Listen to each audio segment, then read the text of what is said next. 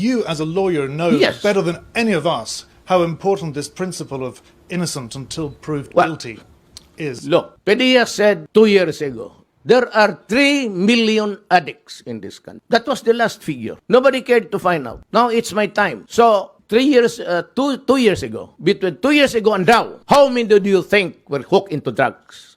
Let us give it incremental increase of about, just be liberal about 700,000. So 3,700,000. And the confirmed 600,000 now was surrendered and took the test for drug addiction. How do you call it? Just a problem? Is just a police problem? Or is it really a crisis for this country? It's not even epidemic, my friend.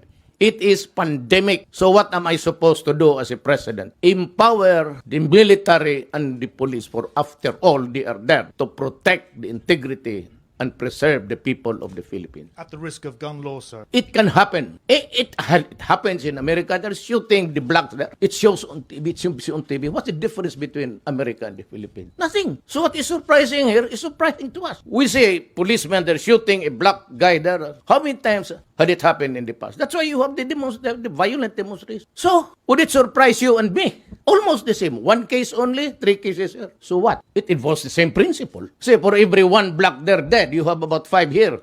And so, does it make this world more livable because there is less killing? When you shoot a black there dead, what is that? Is that not appalling? When you bomb Syria and Iraq and you kill communities and you kill children and old people and hospital, what is it? And why is it that United States is not doing anything?